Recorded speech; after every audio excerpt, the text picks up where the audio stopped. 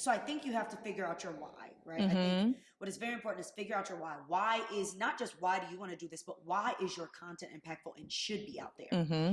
I think then you have to get comfortable with knowing who you are, because I think it is so interesting how quickly everything took off. I had to get comfortable knowing who I was quick, or else I was going to fumble it or allow imposter syndrome or allow everything else to take over. So I think know who you are and stand in that, right? And regardless of what other people might say. Right.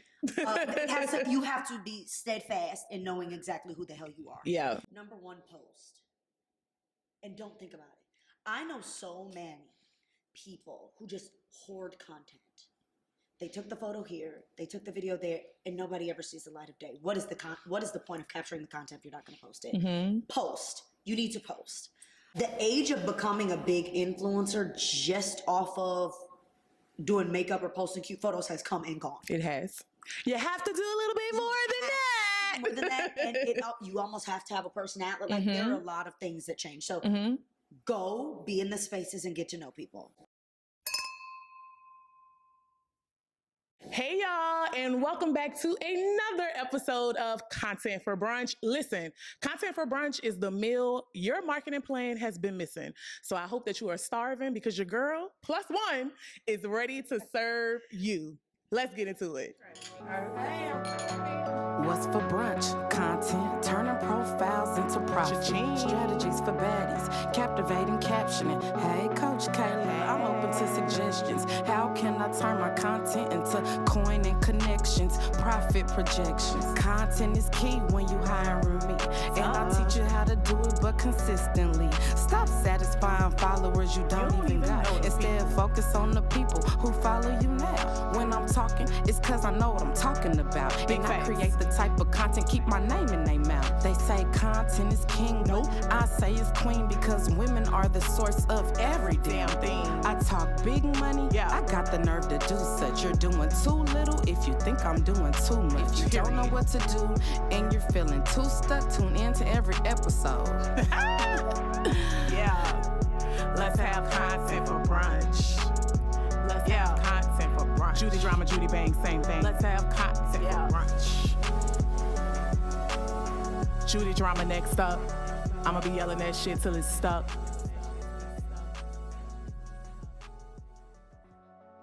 Content for Brunch, the podcast, now available on all platforms. Okay, so today we have two down to the, wait, that was 4. We have 2, I promise y'all I can count. We have 2 down to the brunch table. And as you all know, when I have a guest with me at brunch, it is so special because you get to learn all about their journey and how they are creating content that has impacted not only their lives, but the lives of others. And I'm so excited for sis sitting next to me. Y'all say hello to Blake Newby. I'm so excited. Yes. So I love to, of course, talk up my guests and let people know why I'm excited to have them here. But I also would love for you to introduce yourself in your own words and let the people know who you be and what you do. I be? So as she said, my name is Blake Newby. I am a former beauty and fashion editorial director turned beauty and fashion venture capitalist, content creator, and host. And yeah, that's what I be for now. I mean, there's a lot more layers. I'm sure we'll dig into that as we continue, but like, base level, surface level, that's what I It's the venture capitalist for me. I have money. There's too much money. Yeah, we'll definitely get into that. So one of the reasons why I wanted to specifically have you at the brunch table is because you started out in this industry creating content, but for brands and not as an influencer, because so often when people hear content creator, they automatically go to the influencers and people who work for brands. But you wrote an editorial for magazines and so digital publications. And you know, that's how we met. We go back. How are we old enough to go back? We go back. I forgot who I was talking to. And they were like, yeah, I met you when you were in the office. Blah, blah, blah. And I was like, really? She was like, yeah, that was back in 20. I was like, yeah, I don't know how.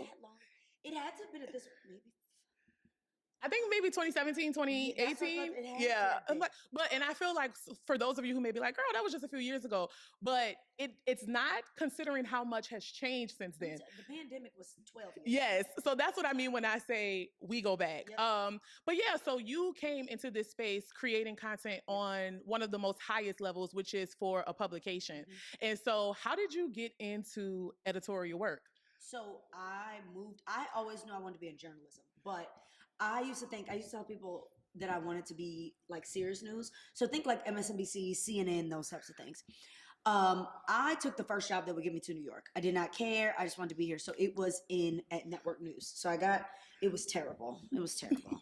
And so immediately, but I was like, I always loved beauty and fashion. I was doing girls' makeup in college, all the things. So I happened to have a family friend who was at a major publication at Condé Nast. And she gave me my first kind of foray in as a beauty assistant. And from there, it just kind of continued. And so I ended my editorial career as a beauty and fashion director. And that was fantastic too. But like you said, it is a very different type of content creation. And I would dare to say a lot less rewarding. Oh, so I'm glad you took it straight there. So I was going to say, how is it different? You're building somebody else's dream. Okay. Yeah. And then how do you think it is, in what ways is it less rewarding?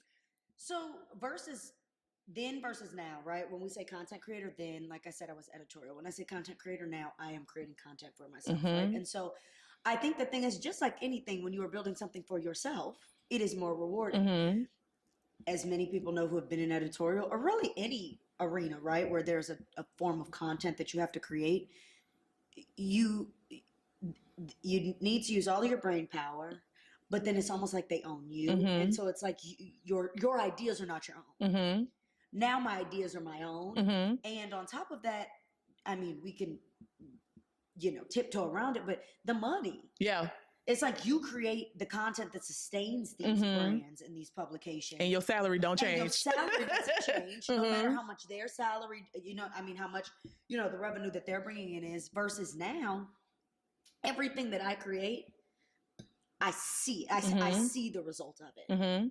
So let's slow down this story for a bit. So you got your first job, and then how did that turn all the way into being an editor at Essence? Fill in the gaps. So I was freelance, and they were one of my freelance clients. And just after so many months with them, who used to be my boss, who hired me, she was just like, would you like to come on full time? I said no a bunch of times because I loved freelance life at the time. And then all of a sudden it was like a switch. I wanted something a little bit more stable. The grind of freelance is tricky. And so I had said no a million times. And then eventually she just wore me down. Just wore me down. And then I said yes. Yeah. Yes. So when I say this word, I always feel like it's so big, but it's a small word. But like one of my missions of something that's a part of my mission with this podcast is I want people to understand that content is bigger than just general consumption and how it has the power to really change your life. And so outside, before you got to the content creator space, is it safe to say that freelancing and writing for different digital publications, creating that content built your resume to have a job at an Essence? Because that's major. Absolutely. I mean, it's that, and the reality is the industry that I was in bolstered an audience anyway, right? It's like, we think about content creators, right? Who start off as content creators. When I say content creators, I'm speaking specifically social media content creators, media. And they have to create a bunch of content to get put on these lists to go to these places. By default, having the job that I had put me in these big beauty events, these press trips, these fashion showrooms, right? So the same spaces that, again, those that start in content creation have to work to get into, it was by default. The second I started working for that publication, I was already in. So it put me in a position where it was like, everybody was just like, you get to do all these things and go see things. You need to keep creating and showing. And it's just been a snowball effect. Yeah. What was your official title at Essence? I was the beauty and fashion director.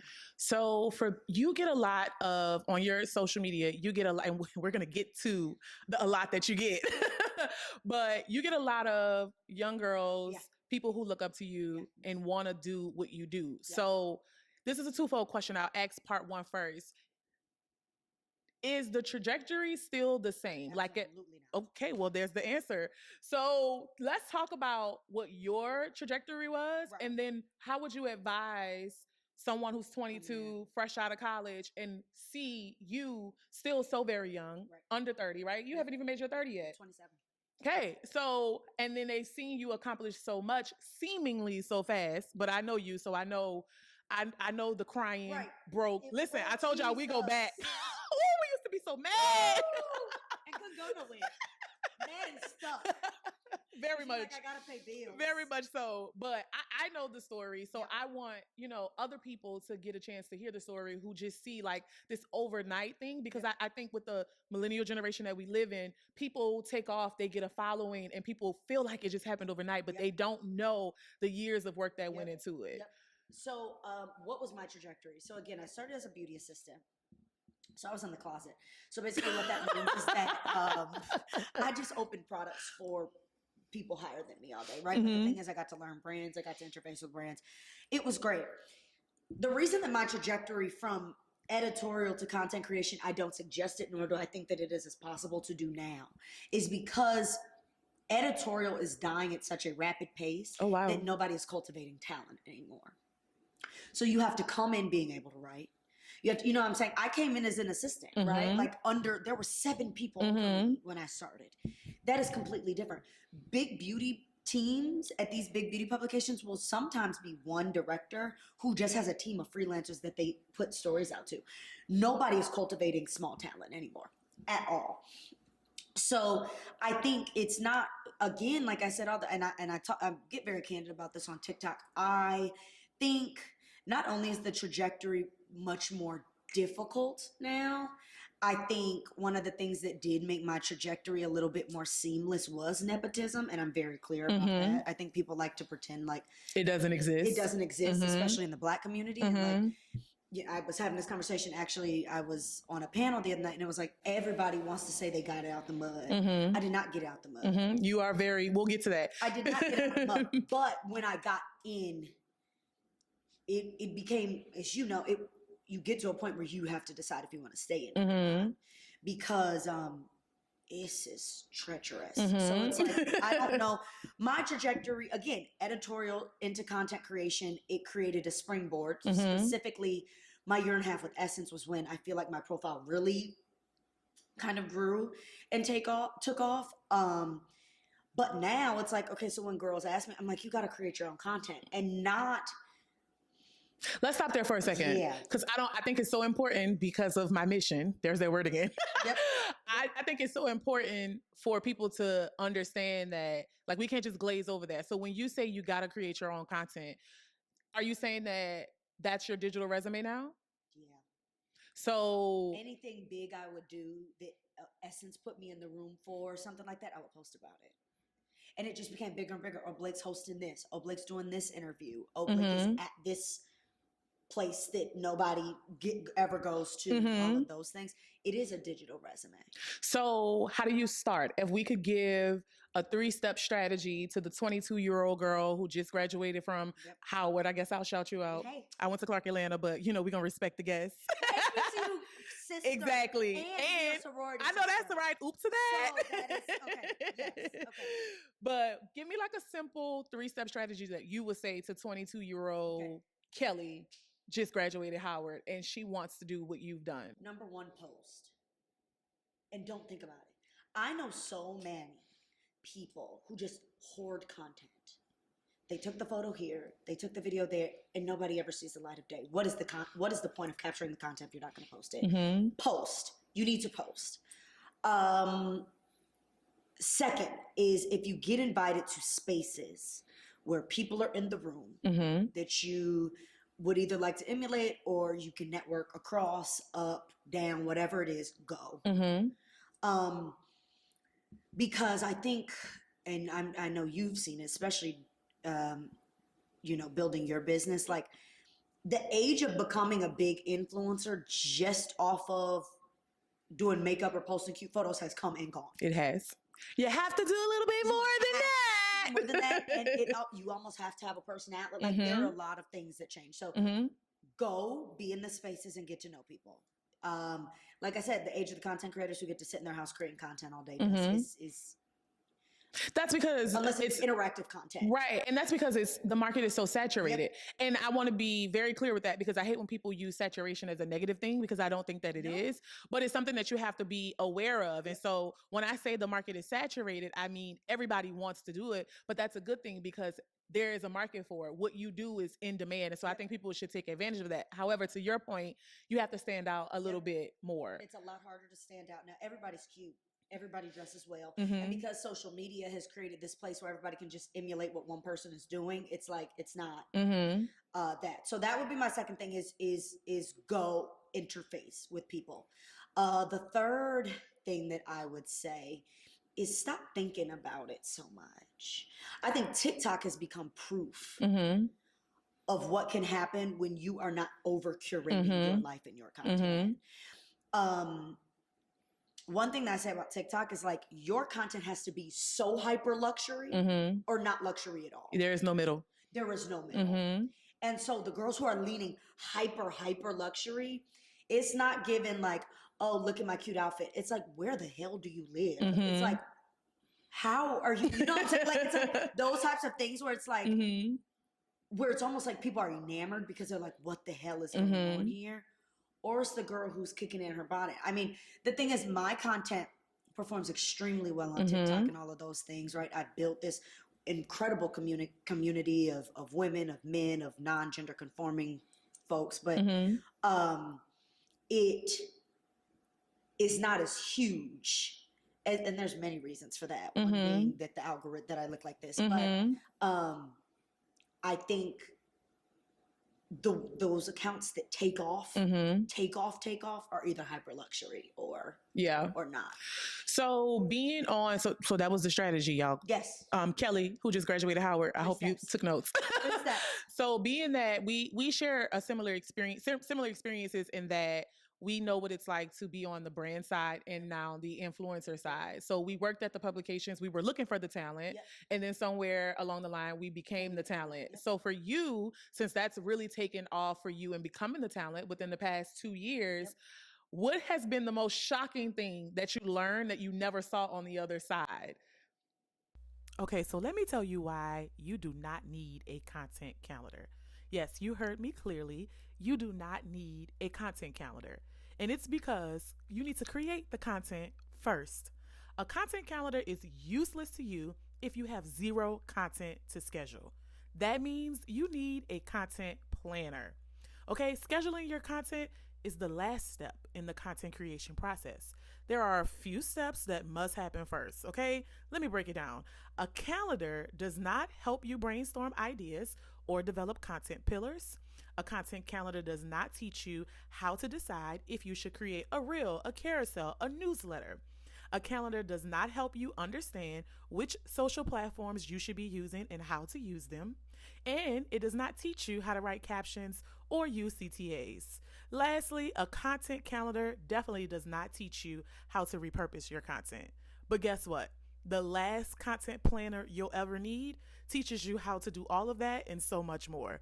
Yes, so I named it the last content planner you'll ever need because that is the truth. You're not going to need nothing else, okay?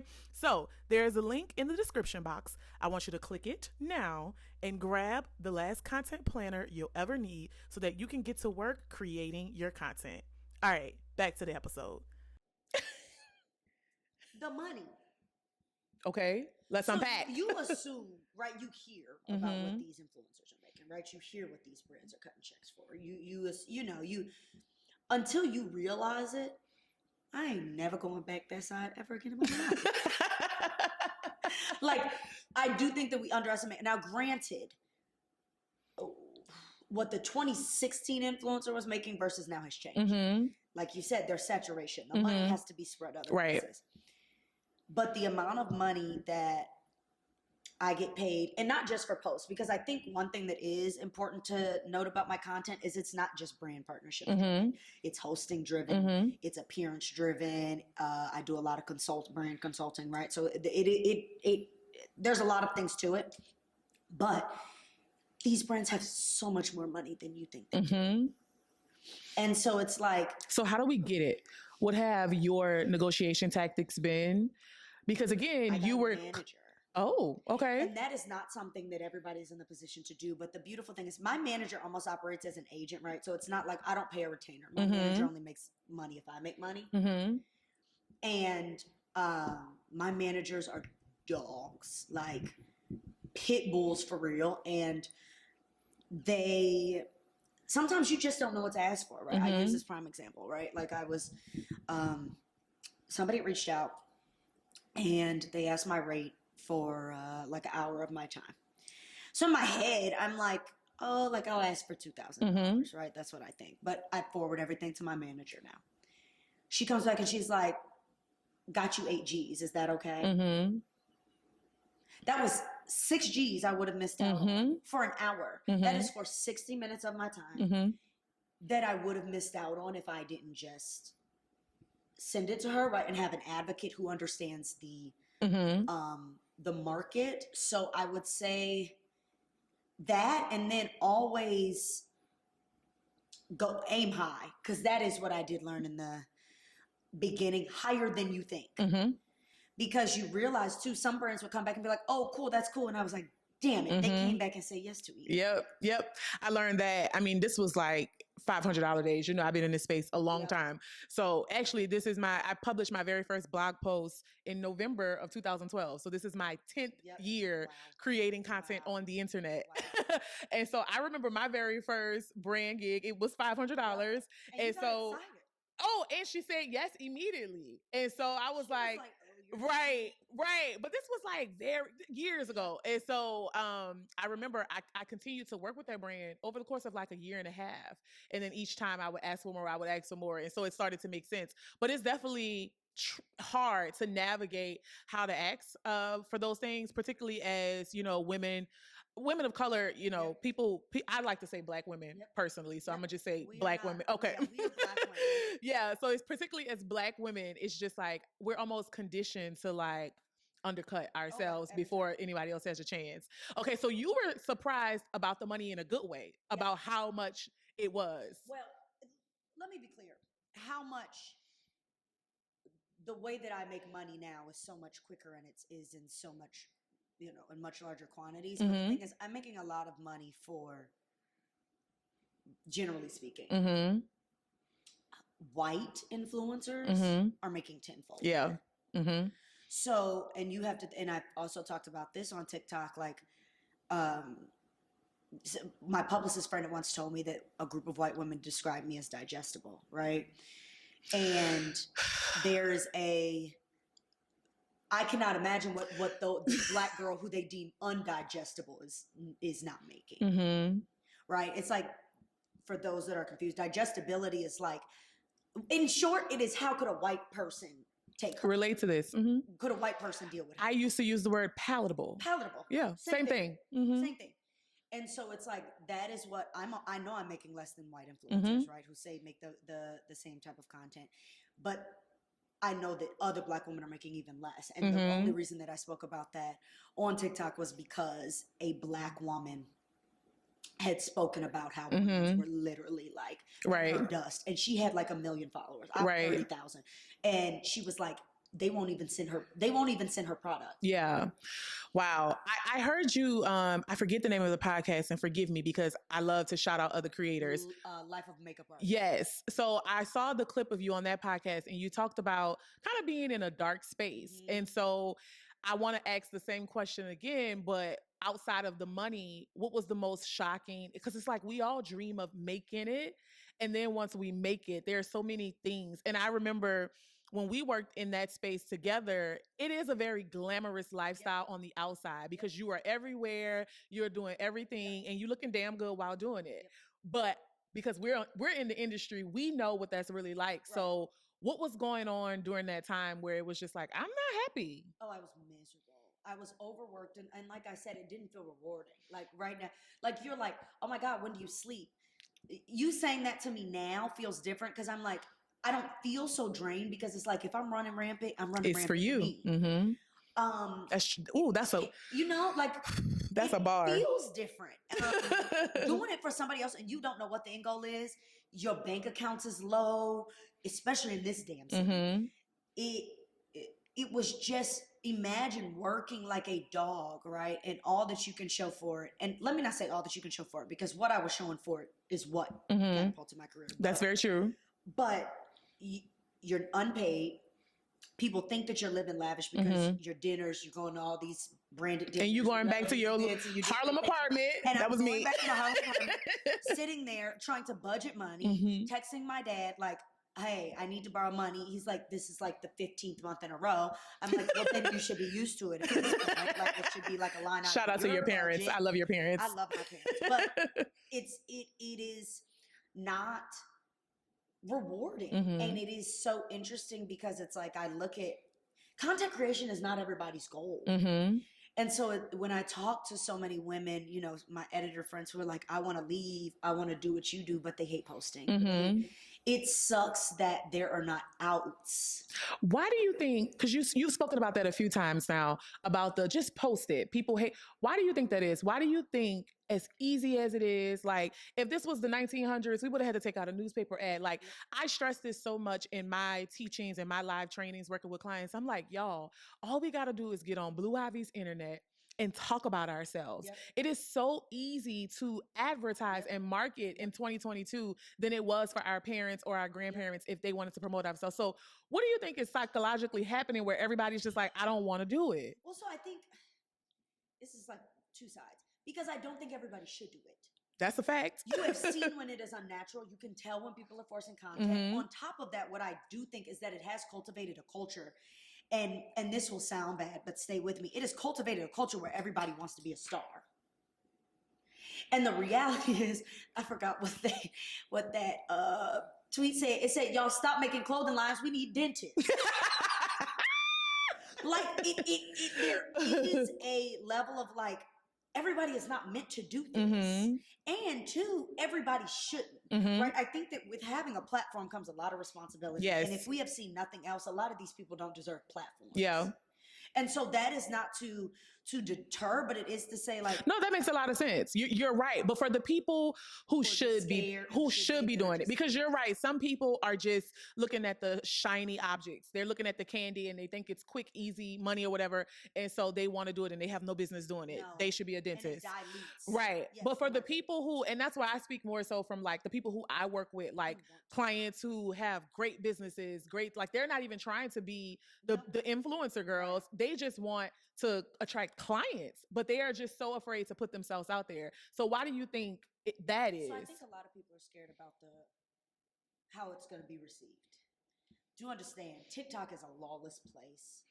The comments, you know what I'm saying? Like, it's very different. Oh, we gonna get there. Wow, comments. I'm like, what is good with y'all? It's very different than Instagram, right? Yeah. I think number one, people are scared of the reaction. So I think you have to figure out your why, right? I think what is very important is figure out your why. Why is not just why do you want to do this, but why is your content impactful and should be out there?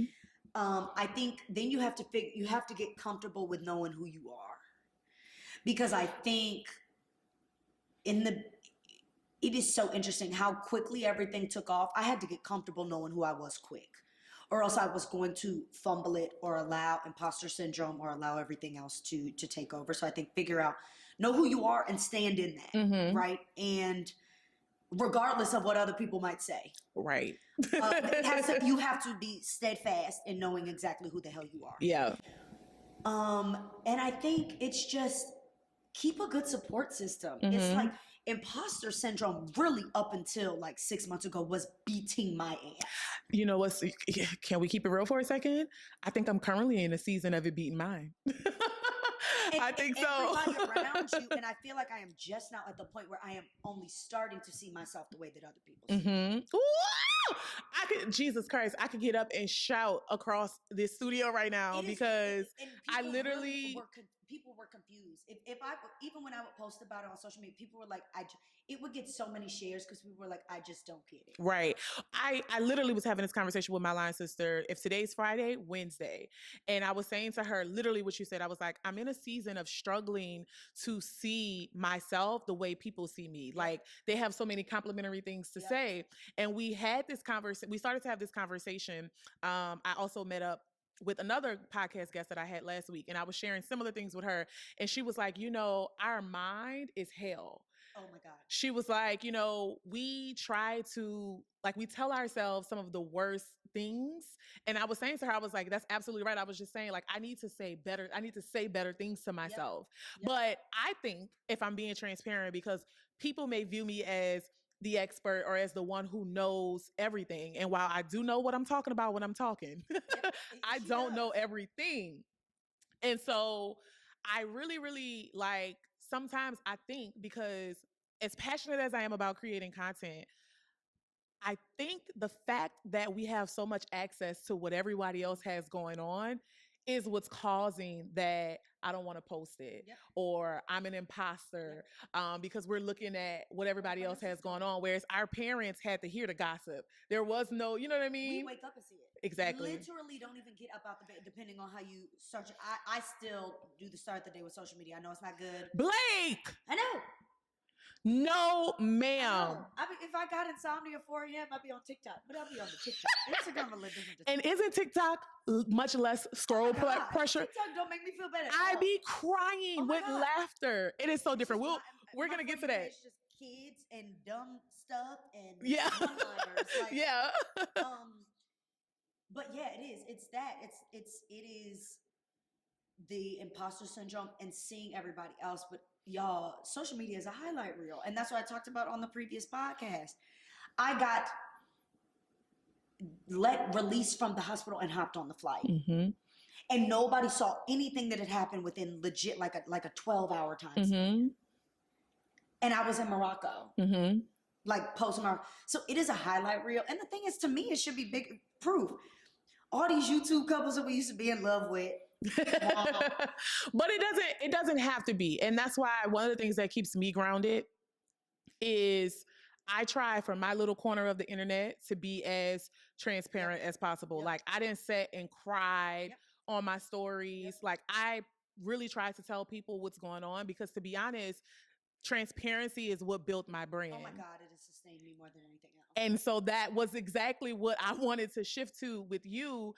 You have a viral voice. Why, thank you. You could get on that phone and say, hey guys, the sun is actually pink today, and it's gonna go viral. And first it was you saying that you're so grateful for your parents because their support gave you freedom to dream. That went viral. And then it was her telling the girls that she didn't care about the kinks no more, and she was perming her hair. And and that went viral, which landed the Tamron Hall interview. So what do you attribute to you having a viral voice? I'm just very honest, and I think that I'm not just going to say honest, because there's a lot of honest people who say brand doesn't grow, but I think that my perspective is very different, right? It's like, for example, which is nauseating, the Black girls in luxury conversation. Mm-hmm. Nobody wants to talk about how they got to Black girls in luxury. Nobody wants to talk about the realities of being a Black girl in luxury. Me, I'm just very transparent. And I think that I think past the transparency, like I said, I have been placed in a position where it's like, wow, she's doing this. She has access to this. She has access to this. And she doesn't act like an asshole. Mm. Like, and I'm very self-aware, and that's not to be like, but again, that's how it's expensive to dream video came about, because everybody was just saying, how do you do it? How do you do it? How do you do it? I have been, I come from parents who do well, not only socially and the people that they know, but they have done very well financially for themselves. And they've been able to put myself and my sibling in the position where, yes, we have been able to dream and all of the things. The issue is that nobody wants to talk about it. The girls all want to get it out the mud. And so it's so interesting because, you know, I know you personally, and we've had those talks over the years.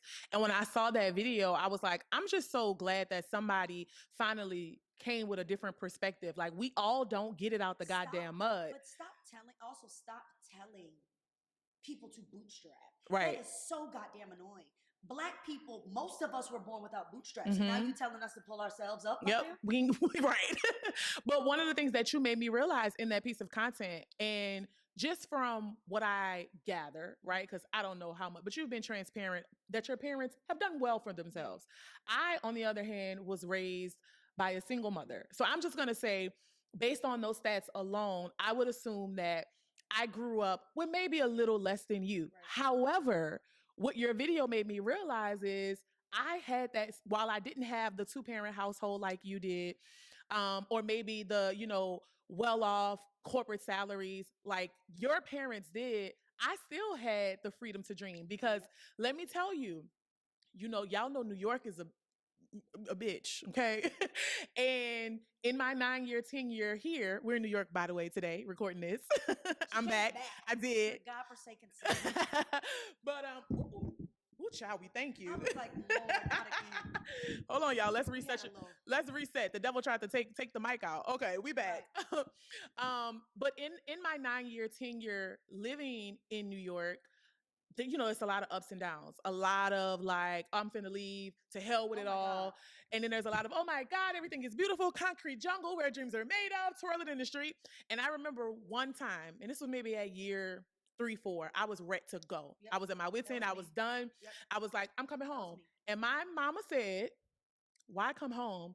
New York is where you want to be. If you come home, you're just going to be miserable. You're not going to be productive. You're not going to be creative.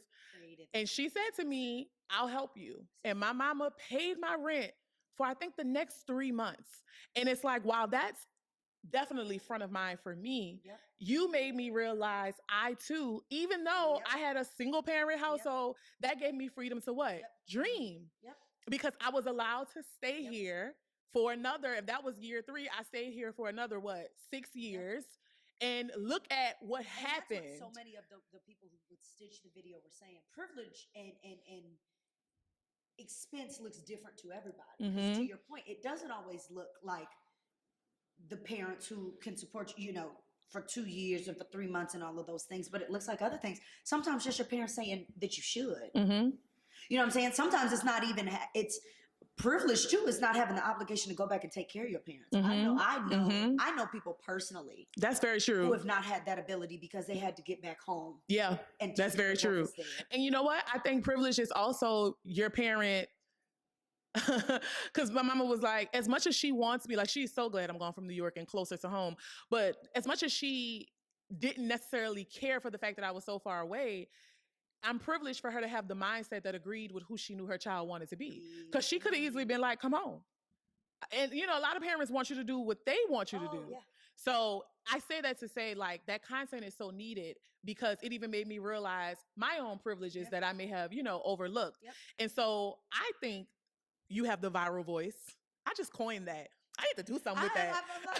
Put that on a shirt. I need to do something with that. You should. Maybe when I have the Content for Brunch Awards, we'll give out the Viral Voice Award. The Viral Voice of the Year goes to. At the Wilshire. Yes. Yes. The Viral Voice of the Year goes to. You're going to have to get the first one because. Right. But I definitely think one of the reasons why you have a viral voice is because it's super relatable. It's very transparent and it gives a level of lux with ease.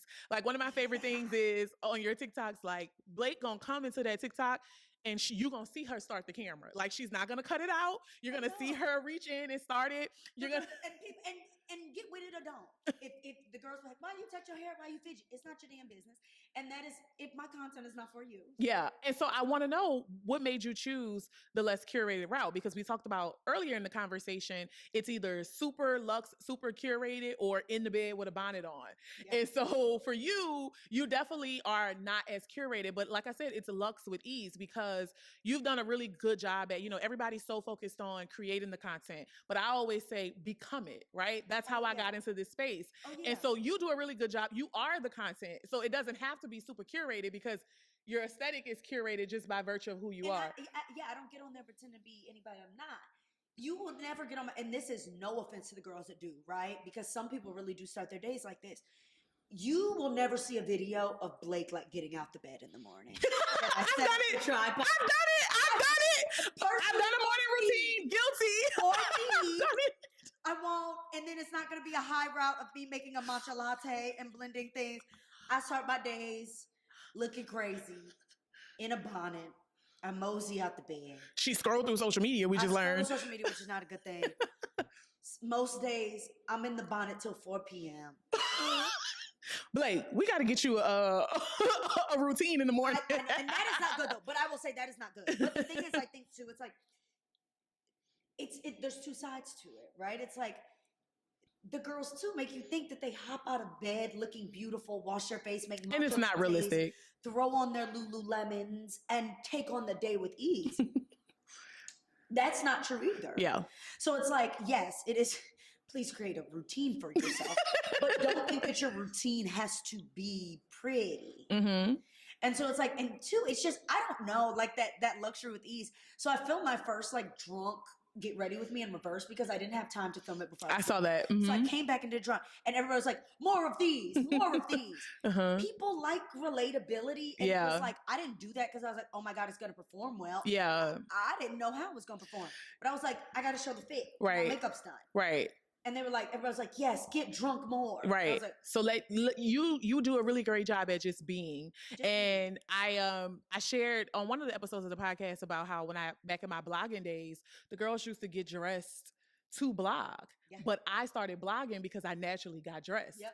And so that's today's definition of, do not worry about creating the content, be it. Like, just capture who you are. And so I think you do a really great job at that. So I want to talk about the venture capitalism, because now that your editorial career is on pause, because I don't like the word over. You never know what the future holds. I write for certain editors. Okay. Certain. My friends, if they need a story and they're like, Blake, you're an easy edit, I want to. Yeah. Got you. And so now that you have elevated to different things, one of the things that, again, I love so much about content and what I do is, when you do it the right way, it's so mission driven and it really affects so many people. And so I started off talking about plus size fashion and lipstick. Yep. Now I'm helping women grow their businesses and make money online. Yep. And so you immediately, you went up the ladder with the beauty editor space, but now you are in venture capitalism. So tell me about what you're doing within it, who it's going to affect, because that's the true change. I feel like that's what using your platform and using your content to affect change really represents. So first, I want to be clear, right? Because I think venture capitalism is very much like tech. It's like, what is it? And you need to be specific about what you're doing, right? The tech girls, I was like, girls in tech, they're not coding, right? Like so when I say that, because you could work for social media in tech. Right. And that's fantastic. But that is what I don't raise, right? So I'm not an LP. I'm not raising. You're not on Shark Tank. I'm not ready to make a deal. No. But I'm maybe. very much on the creative side, right? The creative and the connection side, right? So my goal is to get money and scale brands specifically for Black beauty brands. So what does that look like? It looks like being almost the liaison between the investors and the brands, figuring out which brands are ready to scale, have the infrastructure. And then a lot of it is connections. The thing about VC is it's connections based. Hey, I know this person who's looking to invest. I know this person that's looking to invest. And what has been beautiful, and I made the announcement because, again, too, I built my TikTok on the day in the life as a beauty and fashion editor. Right. So I had to let the girls on TikTok know when that was no longer going to be my life. And I spoke specifically about VC, and it put me in so many rooms where you realize how many Black women are in VC, right? And so what has been fantastic is that now I feel like a lot of it is connection driven, right? I'll meet a brand and they're like, we're at this point in our business, we're ready to scale, we're either ready to go in stores or we're funding, right? They're in their rounds and they're trying to raise, and it's now at the point where I have really built connections where sometimes it's like, it's not even deals that I broker where I see any money, but it's like, I know this brand and I know this person who's trying to spend. So that's real impact, right? Being able to be a connector. Yeah. You've used that word often in describing what you do. Connecting. Yeah. And so if people needed your help, how would they go about that? Don't flood her DMs, y'all. But what's the process? There's an official process. And this is the thing. It's not because I don't want to. My anxiety and the way that my Instagram DMs are set up, no, you're not going to hear from me. I would email me and just say, like, I don't know, small Black beauty brand looking to raise. The thing is, it's tricky, right? Because I think there is a certain level of expectation and pressure that comes with when you say that you are really in the business of helping Black brands. What you realize too is it's like, you can't help everybody, and that is very true. Something that I've had to come to terms with. And so it is like, I can only help certain brands that are in certain positions, right? Because I don't have the money, right? If I could give money to everybody, I would.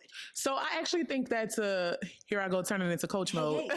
But I actually think that's a really good content pillar for you, is to kind of educate people around where you should be when you seek investments, when you seek help. Like, I think it's important for us as Black people, as Black women, Black business owners, to receive education on kind of like the thresholds of, this is what it looks like when you're ready to scale from, 0 to 6 figures. This is the next level. And so just you saying that, I could see you creating some content like, here's where you should be if you want to. I'm just saying, it is what I do. I had to pay for it.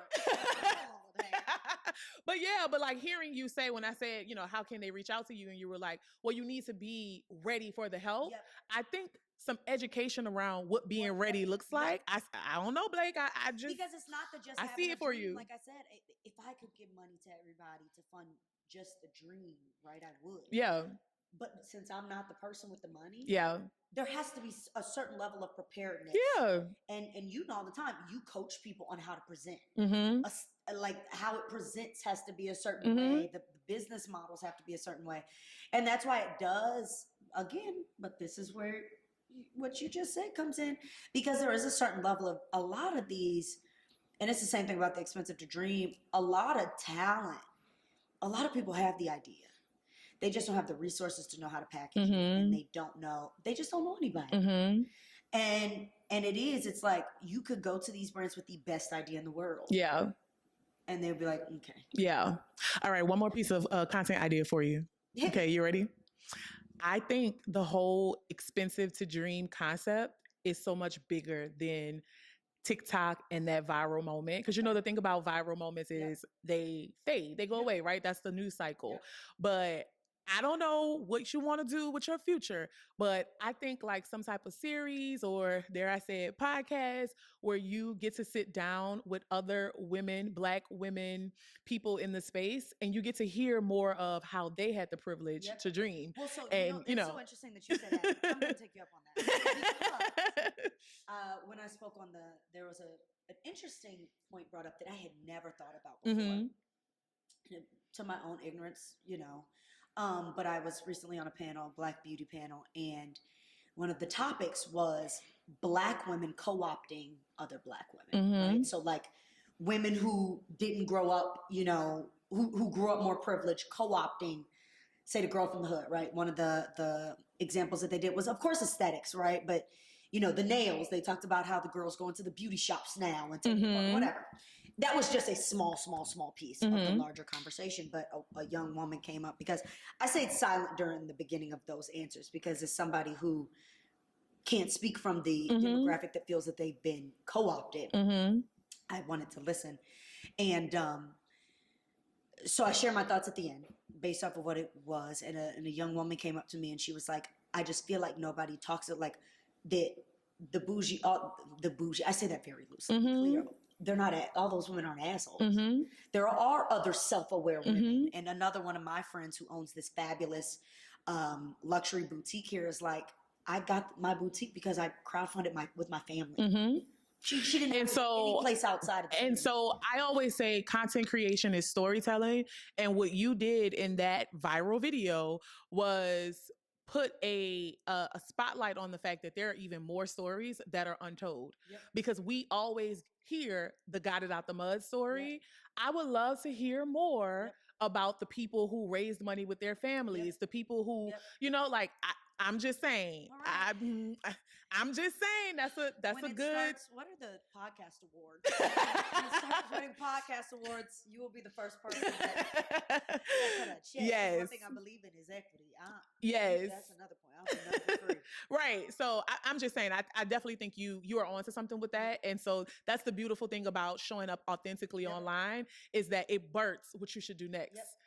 Things become organic. Content for Brunch is just, it's 10 years later, but every step of the way was, you know, making my way to this point. And then 10 years from now, Content for Brunch would have set the tone for whatever I'm going to be doing 10 years from now. So I'm just saying, when you have like I said, the viral voice, I just want you to make sure you stay in tune with that and really listen to what God is pulling you to do, because your voice has power and it affects people, it impacts people. And so don't let those little viral moments slip by. Like some of that may be the pull to your next level.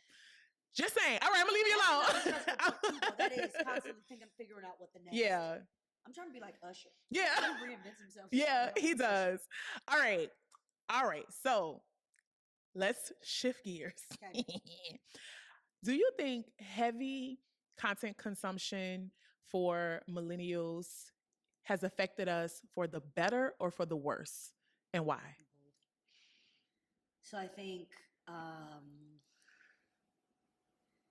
self-esteem is at an all-time low. I think, but then it's like that fine line between transparency and oversharing is also a thing too, right? I think, I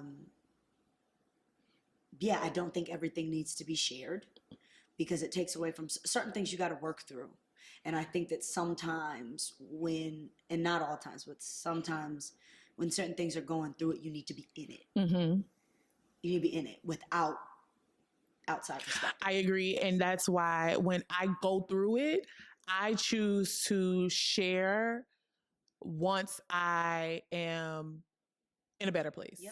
Now, that's not all the time because it depends on what you're going through. Right. It's the what. It's the what that really matters, because there's been times where I have shared in real time. And I think that's one of the things that has built my brand as well, is the fact that I'm going to tell you entrepreneurship is ghetto, and yesterday I didn't want to do this no more. Right. And so that's more real time. But when I've been kind of like really dealing with like mental health issues and stuff like that, I kind of wait until I have a better, grip on that. So I definitely agree. You don't want to put yourself in a worse position because you know what I'm saying? Like you said, you waited until that. So I think how it has been better. It has shown us all of the ways. Number one, it's given platforms to people who just like need it. Like people who I feel like the world needed are like Tabitha Brown. Right? Like, you know what I'm saying? When it happened, like the world needed her. Yeah. And I think that, I just love her because I'm just like, that's Auntie Tab, but I would be remiss if I didn't think that Tabitha Brown has saved people from themselves. 1000%. I think that's also like when you look at what D Nice did during the pandemic, we needed that. I think it's the definition of a gift and a curse. I think for those who use it as a tool, those are the ones who profit and benefit the most from it, because they understand that it's not about them and it's really about how you can help somebody else. And I think people who allow it to use them are the ones where it's kind of like at their detriment. Keyboard warriors or something else. Yeah. Because I think that's a problem too. Is it making everybody think that they have to comment? It has given everybody a goddamn opinion.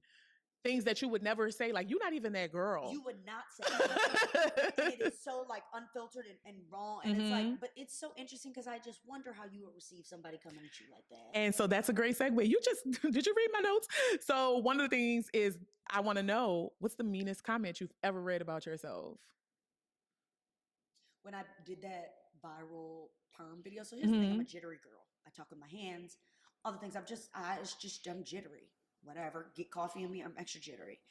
Put me in a space where I'm filming a TikTok with people watching, I'm even more jittery.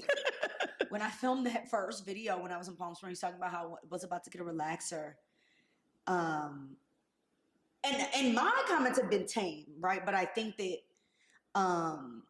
as the brand goes, they probably won't get as tame, right? Like, so people can't come for my character because I know I'm solid. I haven't had many people come for how I've looked, but the girls during that video, they all said that I was on synthetic drugs because I'm jittery. Wow. It's Twitter. Wow. And so a Twitter crowd is so much more ruthless than TikTok. So everybody thought that I was on a certain drug during the video. Wow, that is me. But anybody that knows me, what's so funny is everybody that knows me, they was like, "Oh, girl, I just thought you was just a little bit more antsy than you." Yeah. Wow.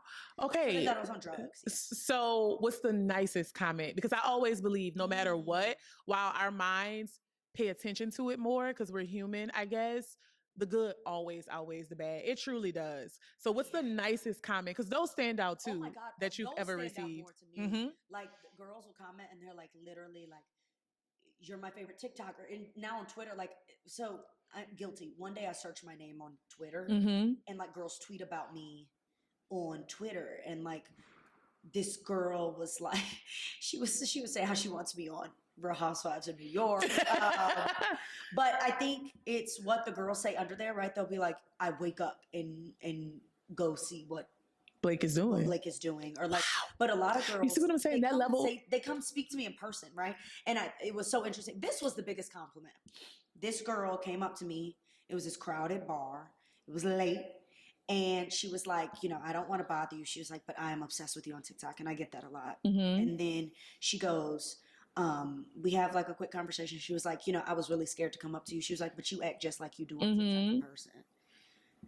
So can't nobody say I'm not solid. And that's why I'm consistent. And what I love about that being your favorite comment is that it was literally in person. Yeah. So I love that what you're doing online is making an impact in people's lives offline, because that's what it's really about. I love when girls come up to me. Yeah. And it's interesting. It's been an adjustment though, because it's like, imagine you out and a girl's staring you down. So you like, she got beef? Like, you like, damn, she was staring me for an hour and a half. Like, is it a problem? And then she comes up and she's like, "I love you." I love you on TikTok. I'm like, "Well, damn, bitch, you could have fixed your face." I love that. So that's been the adjustment though. I love that. All right. What's your favorite type of content to consume? Not related to your niche. I love baby-led weaning videos. What? I've never heard of baby-led weaning. What the hell is Where that? the kids eat what you eat. I have never. Baby food now, like, right? So it's like, and it dates back though to like ancient Africa. Like our ancestors were not. They was feeding the baby what they were eating just in smaller portions and allowing them to. It creates motor skills. Baby Rue, Moon and Rue on TikTok. If you see this, I'm obsessed with you and your child. Wow. I love baby-led weaning content, even though I know that the kid content has been getting a lot of blowback. Yeah. Moms who post their kids have been getting a lot of blowback. It has confirmed to me that Blake will never be a mom TikToker. Unfortunately, I can't take people on that chapter in my life. Yeah. I love baby-led weaning. I love the wig girls. And okay, my favorite TikToker though on the entire app. Do you follow BD Trey little brother? His name is Raymonte. He just talks shit into the camera all day long. The stuff that he says is outrageous. Like somebody asked me the other night, I was at dinner and they were like, if somebody had to play you in a movie and they were like, they don't have to look like you, like none of that, like don't have to be, present like you, nothing, who would it be? And everybody was going around and they were like giving real Oscar award-winning actors, and I pulled him out. Yeah. Wow. Okay. What's your guilty pleasure content? Like something that you are maybe a little embarrassed to admit that you love. I really love dark murder things. Okay. I've seen every single episode of SVU. Okay. And my mom was like, "Stop doing that." So I am devastated. Do you know Amanda's leaving? I'm an SVU lover too. Amanda's leaving. Detective Rollins. Why she being a teacher?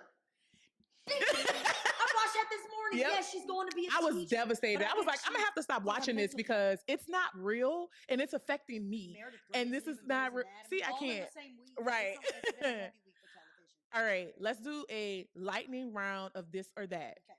Platform edition. Okay. All right. Facebook or Twitter? YouTube or TikTok? TikTok. TikTok or Instagram? TikTok.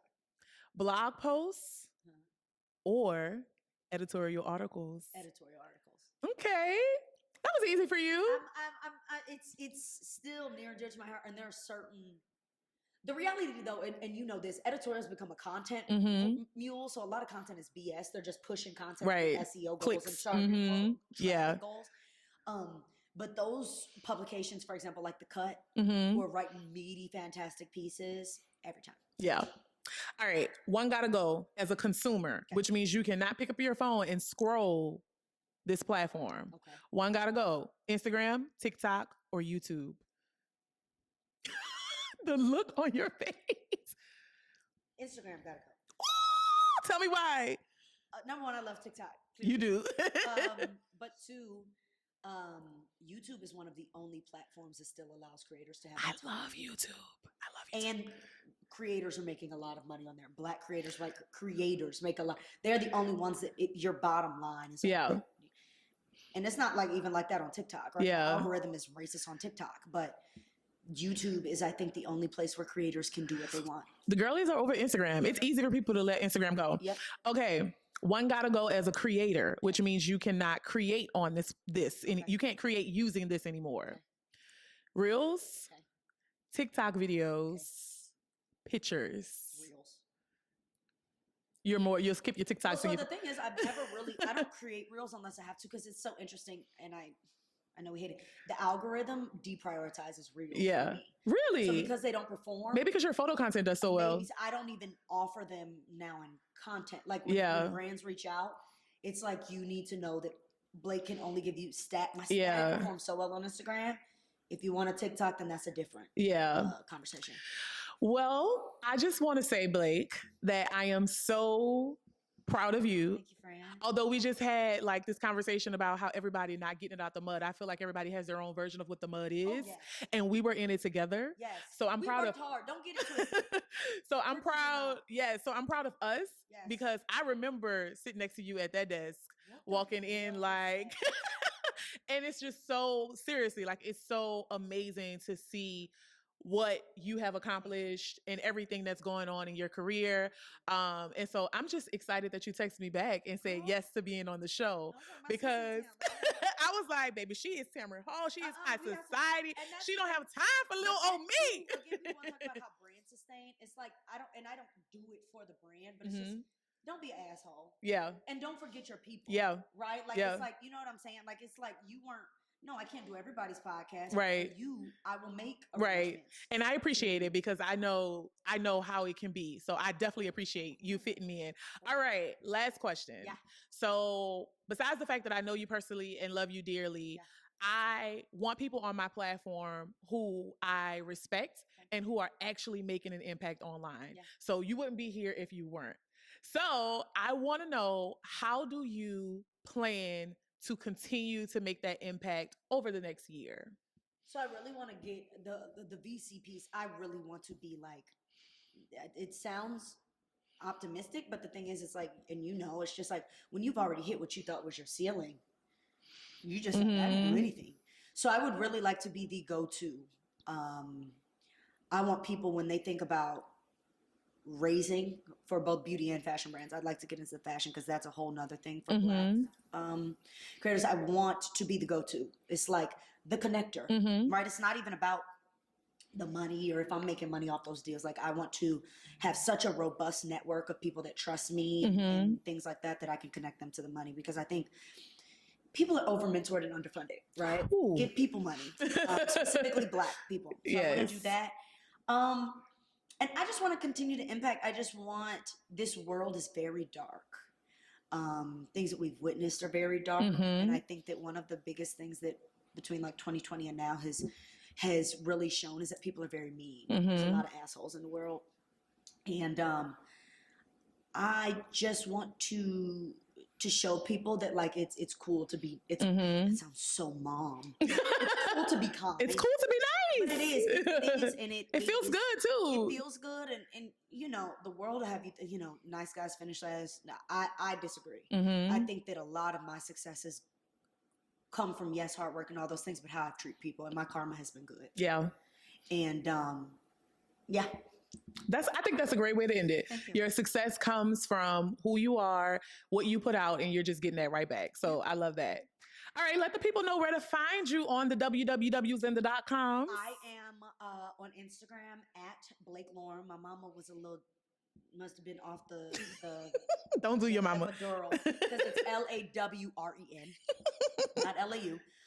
And then TikTok. My TikTok name is different. People are like, why is it different? Because like everybody else, I made a TikTok account thinking I was never going to get on ever. And now, so my TikTok is Blake Newby, NEWBY_ on TikTok. They link to each other. So my TikTok links to my Instagram links to my TikTok. So whichever one you find me on. And yeah, I'll be outside too. Don't be afraid to speak when you see her in these streets. Yes. All right, guys, that'll do it for today's episode of Content for Brunch. Listen, I want you to make sure that you are creating content that makes an impact so that you never leave people that you can help starving, okay? So until next time, whether it's 2 p.m., 6 a.m., 6 p.m., it's always a good time for Content for Brunch. Bye, y'all. Content for Brunch, the podcast, now available on all platforms.